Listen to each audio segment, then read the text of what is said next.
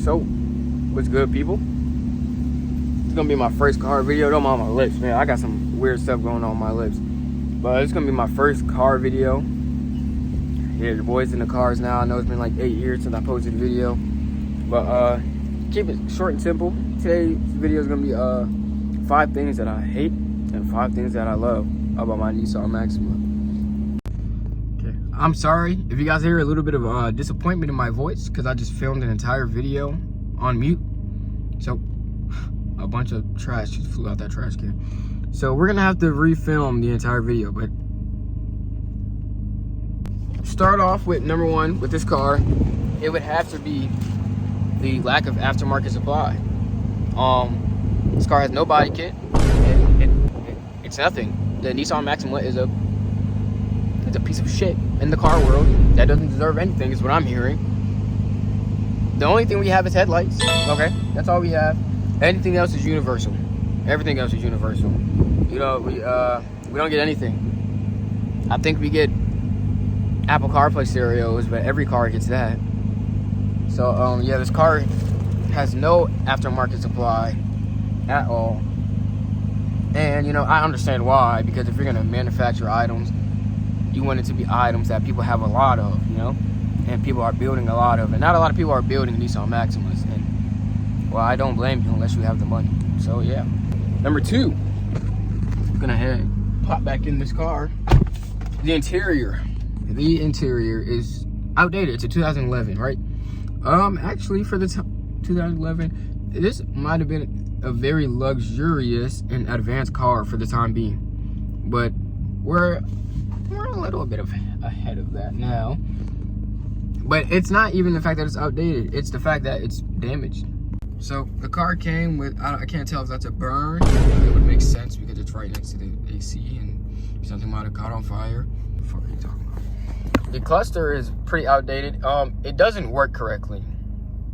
It doesn't at all. It doesn't work correctly. But this is outdated. I got the lesser one with no navigation or anything, and it doesn't have Bluetooth. The Bluetooth doesn't work. The only thing the Bluetooth works for is this right here. These buttons don't work.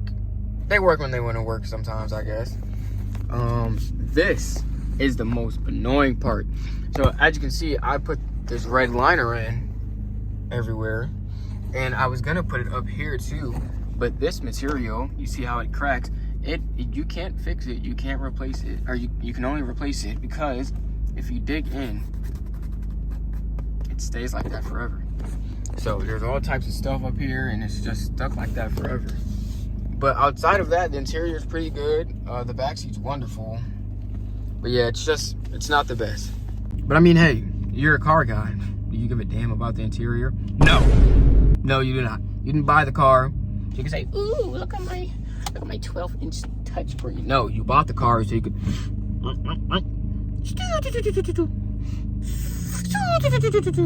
That's why you bought the car. Number 3 would have to be the electrical issues I've had. I've had a lot of fuses blown. My cluster, I'll get to in a second, along with the battery, they go hand in hand. So let's just get to that. So this cluster, right, it will show an incorrect number of miles, and that is how many miles I put on the oil, and that is insanely incorrect. So what happens is, I'll go ahead and pop the hood. Is that you can hear my power steering ringing. For some reason, not for some reason, I guess whoever owned this car before me had a custom stereo, custom radio, whatever you want to call it. It's custom speakers, and they had subwoofer, all that, and it was interfering with the battery connection and the terminal. So after I replaced the entire battery and got new connectors, it still wouldn't work. And every time the battery would disconnect, everything shuts off. And well, the problem with that is when everything shuts off, this little cluster right here resets. So now, when I had 247 miles, yeah, if this were to shut off right now and reset, it would reset me at like 350 miles. So when I'm riding to work and I'm on E right here, but it says I have 50 miles. I'm not worried. But in reality, I have 5 miles and now I'm on the highway. Number 4, I'm sure you expected this one. The transmission. It's CVT. CV. Continuous variable trash. All right, that's what it is. It's trash. Funny story, my mom took my car and she was driving to work on the interstate highway, and she was in first gear of the manual mode, which I don't even know how you get there. You have to manually put it in manual mode. She's riding probably 65, 75 miles per hour in first gear. And I tell her how to drive the car properly, and she says, oh, this rides so much better. Yeah, Mom. Because you don't take the car and you don't... This is sports mode, right? You shift up to get into manual mode. This, even if you just put it over here, it's just sports mode. That is manual mode. You have to purposely flick it up or flick it down to get manual mode. So I don't know how that happened. And I don't know how this car hasn't blown up yet. Yeah. The goal for the future is to swap out this car, swap out this transmission. I want to get a 6-speed manual, even though I don't know how to drive manual yet. I want to get a 6-speed manual and put it in this thing. And last but not least, the way the car came to me. You know, all the interior problems I've shown you with the burns and the electrical issues, it's all how it came to me. So it could have been bad maintenance things. The power steering, which I didn't talk about, but spent about $2,000 on power steering. And it's because, well, they hit it. They topped off the power steering fluid so you can drive home and it sounds good. And then when the power steering leaks, you get this.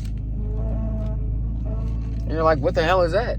And nobody believed me until I almost died because I'm trying to turn and the car is fighting back. And me and my friend are in the car and we're, what the hell is going on? And we almost died. Apart from that, this car came with a lot of scratches on the exterior and all the paint and whatnot. So yeah. So to start off with what I love, it would have to be the sound. Let's just...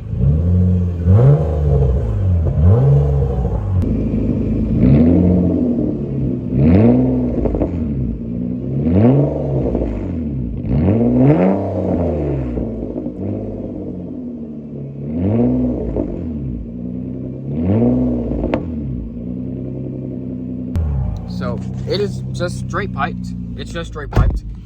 And if you don't know what straight pipe means, and you're coming, I can't speak, Court, speak. If you don't know what straight pipe is, it's just, you have in the exhaust system, you have the catalytic converter, you have the exhaust, and then you have, fucking stupid. You have the resonator, you might have a couple of those, and then you have the mufflers. I have no resonator or mufflers. I wanted to get to the cap, but this car is going down. It might blow up. So I'm not trying to put $400 into a fucking bomb, okay? But it would probably sound and smell really good if I didn't have the cats in. But it is just straight pipe. I know another VQ guy taking a straight pipe sound. It does sound good, man. All right, just because I don't have a freaking BMW M340i with a burble tune, all right, doesn't mean that my V6 can't sound good, man. Y'all are haters. Why don't we spread more positivity, all right? Hey, you, it's your 350Z, yeah? I think it sounds amazing, man. I do. No, it fucking doesn't. So while we're at it, let's go ahead and get to number 2, which we're gonna combine with its gas. Gas and the cost to maintain this car. Now, this car has had some issues with power steering and just a lot of other things. And it's been fairly cheap to maintain. So I've spent around $2,000 to fix power steering, and as you saw earlier, it still has issues, but overall it's very cheap. Very cheap gas. It gets good gas mileage. I don't have an O2 sensor on right now, so the readings are kind of wrong, but I get about 350 miles and it lasts a long time, unless you're like me and you rip. But yeah, and everything, the maintenance on this car is really cheap. I bought a cabin air filter for like 10 bucks, Now, along with it being cheap, okay, even though this is the love part, right? Fuck this car. Fuck it. Fuck it. So not only do I get good gas mileage, but gas is pretty cheap. I get about $40 to fill up a full tank. Love that. So, number 3 of what I love is the cost for aftermarket things. Now, although I don't have much of it, and the Nissan Maxima, it is fairly cheap. So the one thing that there is there's a Connie headlights, and I'll put it somewhere right here if I'm skilled enough. If not, then I'll just look really stupid. But yeah, some Connie headlights, and they're about $250, and it really adds to the aggressiveness. And for other cars, I know like a BMW, that could be really expensive. But that is because there is no aftermarket supply. So of course the few items that are there are going to be really cheap, you know. Everything that I could get for this car is like universal. So all the universal items are going to be cheap because you can fucking throw it on your mom's minivan. And that's about it. I mean, like even, if we want to count the things I've got for my job, AutoZone, the car seats and the car covers, I spent less than $100 for both of those, along with the trim and everything that I've put in the interior. And we're planning on tinting the windows soon, so might get back to that. It's still pretty cheap. Okay, for number 4, we're gonna have to step out the car for this one. It would be the looks. The look of this car. Now, mind you, I've done some things to this car. Some very, very ugly things, all right? I messed it up. I like it. You know, I'm not gonna say I messed it up. I think it looks good.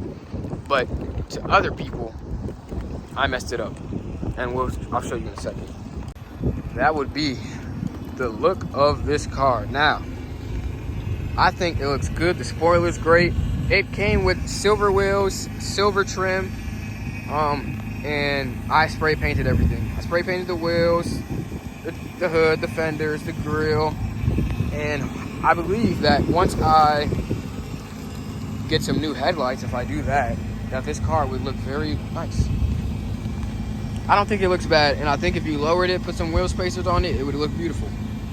And to end it off of what I love about this car, it would be the potential, all right? Now, even though it has no aftermarket supply, and it has CVT transmission, and I spray painted everything, it has so much potential. I've seen it. If you took the time, you could swap out the transmission. Now you have a 6-speed manual with 300 horsepower stock, right? You could put a turbo in it. Now you're pushing way more horsepower with the 6-speed manual. Now, obviously, I'm sure you'd have to upgrade a lot of other things. The brakes, so you can stop. If you're going fast, you need to stop. Unless you know, you're that guy and you're just gonna drift out. What else? The interior, I planned on changing the headliner out. It's got some doo-doo stains in it, but it just has a lot of potential. You lower it, you air suspension, you can put it on bags. You put some side skirts on it, front lip, headlights, black it out. This car could look really, I've seen people do it. I've seen really clean versions of this car, and I just wish that someone would make a wide body kit for it. I've seen a wide body kit for like a 2020 Nissan Maxima that looked sick. It low-key turned it into like a 370Z. We're not gonna talk about that. But this car has so much potential, and hopefully throughout the years of this channel, we get to unleash that potential. But soon we should have a new addition coming to the family, because this car might not have much longer left. Might 5 months max. So I'll see you then.